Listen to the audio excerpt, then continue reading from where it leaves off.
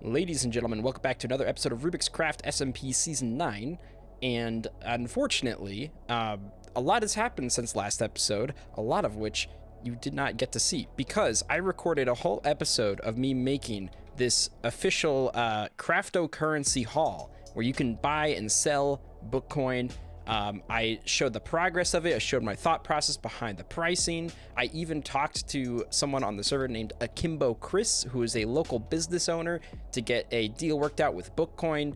And as soon as I opened, Apollo came over, bought a ton of Bookcoin. I even made Apollo wait for me to get them in the thumbnail.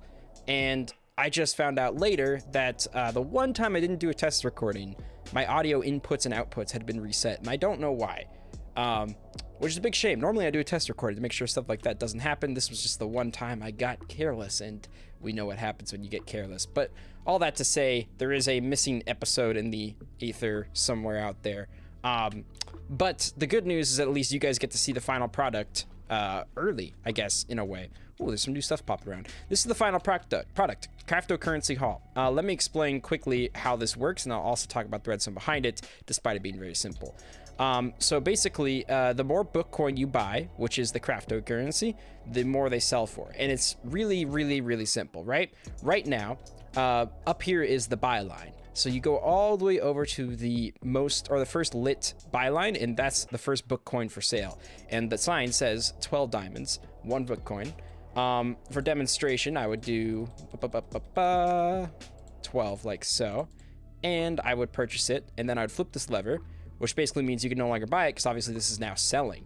However, now that I've got this Bookcoin, if I decide, you know what, I've held long enough, let me go sell it. I walk over to the, on the sell line, as far as the lights go, it doesn't quite reach this row yet, and I'd say, oh, 12 diamonds, well, here you go. And then I sell the Bookcoin for 12 diamonds and flip the switch back up.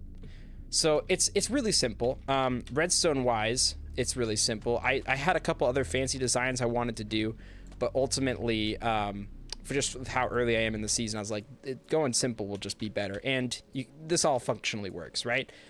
Here's a quick look at it, right? They flip the switch, which inverts this redstone torch, which powers the block to invert this one, power this block to invert this one. And basically what it does is it makes sure that these lights are always on opposite sides, but as soon as you flip it, you know, it switches accordingly.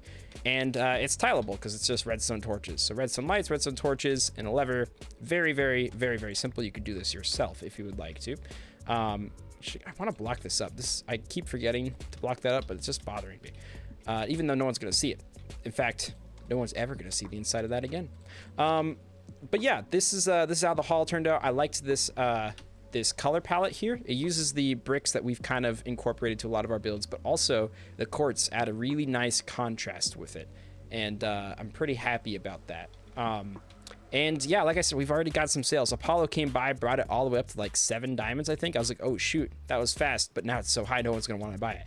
Well, I was wrong. One by one, people have been buying them too. So there's still time to buy Bookcoin. And as people get more diamonds, the more, I think, appetizing these higher prices and sell rates are gonna seem. But yeah, it's a shame you guys couldn't see the process of this, but this is the final product. It looks pretty good, I think. This is a sponsor box. Eventually, I want to add incentives to either buying or selling. I'm still working out that, but that would, require a sponsor, which would either be me or another business owner. Akimbo Chris, who's the person I talked to, I feel so bad because we had a great conversation. I was looking forward to having a collaboration on Rubik's Craft, because I don't get to do that very often. And then the one time, even the desktop audio was gone, so I couldn't even get the call of what Akimbo was saying. But this is their shop that's getting revamped, and it's gonna be pretty dope when it's up in business. But basically, we're gonna put a sign saying official Bookcoin sponsor once this is up and running. Not sponsor, but official Bookcoin partner rather. And basically, the way that works, that they're gonna accept Bookcoin in the sales for like discounts or something. And then they get to just sell the big Bookcoin over at the crafto currency haul, right? So it's a win-win for both people. The only stipulus is that I'm not going to bring this deal to this one's competitor, which is this admittedly really cool looking villager or bookshop over here. They're competing, right? So I already made the deal with Akimbo, so I won't be making a deal with that one. But we're going to try to talk to some other business owners. Maybe we'll have a chance to talk to one today. We've got a few people on right now. But yeah, that's pretty much the gist of what happened last episode. Let's talk about what happened in between last episode and this episode. So, do you remember earlier when I said this is the season I want to grind a lot more than usual? Down here is going to be evident of that because I'm doing something I did not do last season, which is a sorter, an item sorter. This is my helper, Alfonso. No, that doesn't help that much. I'm not going to be honest. This is a lot of chests. It's a heck of a lot of chests. I basically want a storage system for pretty much every block that I'm going to get a lot of, potentially. Some of these might not be super full, but I want at least 2 double chests for each of them. I don't know if it'll ever be filled out. This long line right here, this is half of what I need for blocks alone. So there's going to be another half on this side. So massive storage system. I guess I should show the back side of it. It's a very, very simple design. Again, one of my favorite post 1.8 redstone artists, which was Rabbitsmore. I don't think he uploads anymore, but this was his storage design. Very, very simple. You put items to sort in this chest, which get put up this dropper chain, put into these hoppers, and of course, these hoppers all have filters in them. To where as soon as something stacks on the first slot, it powers enough redstone to deactivate this hopper, letting items pass through, and basically each item does that accordingly. This is a tried and true. I've been using this since since around when the video first came out, and there were some other designs I was going to try, but I was like, you know what, let's stick with tried and true because I like this one a lot. Not pretty by any means, and obviously not even close to done, but I've been calculating exactly what I'm going to need. I need 6.5 stacks of chests for blocks, and I've got a lot of chests. Look at that. I've got a lot, and I think it's possible I have close to enough chests now. It's tough with the amount that I've put down, but I also need to make hoppers, which requires a ton of iron. And if you guys know anything about me, it's that I don't usually partake in free iron stuff in post 1.18/19. Yeah, 18, I think. The reason being, back in the day, all right, history lesson, okay? Iron, back in the day, there wasn't very many things iron was actually used for. There was a lot, but there wasn't as many as there is now. As the game progressed, they started adding more and more things that required iron, like this even, right? So small things like that started requiring more and more iron, but the iron rates never really changed that much, the regular iron ores. So people started creating iron farms, and that was the natural response to needing more iron. However, they finally made an adjustment to where iron's not actually, tough. It's not hard to get bulk iron without farms. They added not only bigger caves with more opportunities to spot iron in the walls, but also they added massive ore deposits, which is how I got all this. 64 and 30. If you guys ever thought I get my iron from a farm, this is proof that I don't. These are ores here, baby. Each one of these has 9 ores inside of it. And basically, I got a lot of this just from a few different giant iron ore deposits. But the cool thing is also iron is now, you can get it with fortune, if fortune affects it, right? So I don't find it extremely necessary for iron farms in this version, and I kind of like the satisfaction of getting my own iron. So I just wanted to show this is legitimately all iron that I've gathered, right? This isn't when you see all these hoppers, I'm legitimately mining it. I don't know why that's important for me to mention, but we got a blast furnace here to get through this quicker, and of course a bunch of dried kelp, and yeah, we're just gonna smelt all this iron and get closer to our finished storage system. And while that's smelting, I'll mention that I was able to get some bamboo, and I've been slowly growing more and more of that. That's going to be big for big project number 1, which will hopefully start pretty soon here. But I also have been needing a heck of a lot of wood for all these chests, so I've just continued to mine this wood over this plane of water, which you cannot see because it's entirely taken by leaves right now. But basically, all the water washes down to a hopper in the middle. It's not very fancy, and neither is this diamond axe that I have, which is currently efficiency 3 and unbreaking 3. I've got a good pickaxe, 2 good pickaxes to be precise, and full diamond armor, but that's as far as my good gear goes. But after a recent mining trip, yeah, kind of got some good diamonds there. So hopefully we can gear up with the shops whenever we get the opportunity, because I kind of want good gear pretty soon here. I'd like to have an efficiency 5 axe here. And we still got a lot of iron smelting, but in the meantime, we can at least start to make our hoppers, which I can very confidently do without reserving the shift click button. But even then, that's only 19 hoppers, which isn't even going to finish the rest of this, right? So just tons of iron. I'll probably have to do another iron mining trip at some point. But I got a lot of leather and sticks, and I wanted to make some item frames because obviously this is how we're going to display where our items are sorted. And I'm putting it on the top chest. I've seen designs, right? I've seen designs where storage rooms are just horizontal chests like this with items on it, but I always find it very difficult to actually open the chest without messing with the item, which is why I kind of like that these chests poke out around here, because it makes it easier to just access all the stuff while still knowing what everything is by the thing on the top, because we're not really going to be looking in this chest ever. We're just going to take from the bottom chest and the rest of it's going to funnel down eventually. There is a like icon in here to that just gets stuck through process of storage, which is fine. Oh, I just remembered. I offered someone, I forget who it was my neighbor. I offered them. Okay, I was just seeing if a certain dad pack was on. It's not though. I offered them. I don't know which way's up. That's up, I think. Yeah, that looks right. I offered them all my dirt basically because I'm a nice guy. This is going to be grass. I don't have grass yet, so I just put a crafting table in there, although I've got 12 of them. You know, I could start sorting my crafting tables. This is going to be cobblestone, and I've already marked out, I've written down every type of storage I'm going to need, and also a general way to categorize them, right? I'm thinking, so we got like dirt, grass, cobblestone, stone, and then the rest of the stones start, like andesite, granite, diorite, etc. And then it's probably going to be like dirty things like mud, podzol. I think podzol is one of the things I want to keep. Gravel, sand, and then maybe the counterparts too, like sandstone.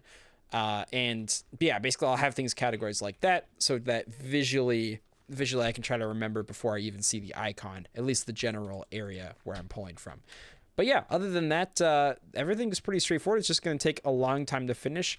And I don't know how much progress we're going to make on today, but we're going to make some progress, darn it. Okay, I got a new batch of hoppers, and I've started laying out exactly where things are going. I now have a spot for tuff, cobble deep slate, and there's going to be a few more things here. I think it's maybe... I think the geode stuff goes here. Then there's one other block I might be forgetting. But that's how much I had listed for stones. And then here's the nether starting over here. And of course, we just have a ton more hoppers to place. One thing I kind of realized is that I've been putting, well, I thought I've been putting, I guess I didn't put anything in this one. Maybe I should. Oh, no, things don't go in this one. That's right. It's just these ones.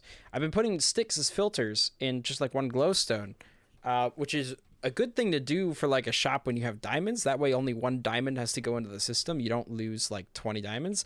But this is a storage system for bulk storage. I'm going to have enough blocks to fill in a hopper with just this and save myself both the XP and the sticks on naming it filter.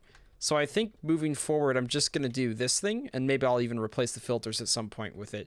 I ran into a few technical issues with them. I don't entirely understand why, but I think it's fixed now. So hopefully that all goes according to plan. But let's place some of these hoppers here. Okay, we've gotten a lot of progress done. In fact, you could say that half of the block side of the sorting is pretty much done.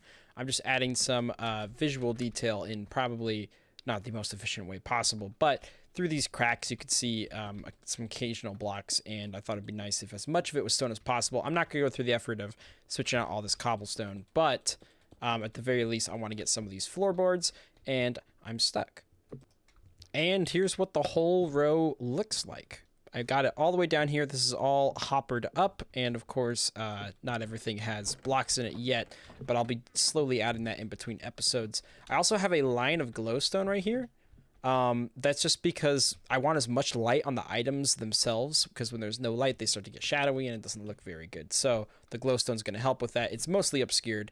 We got trapdoors here, and then for the roof, I'm thinking it'd be kind of fun to do something nature themed, possibly some moss. I don't actually have a ton of moss right now, but I do kind of want to see what it looks like with the amount I have.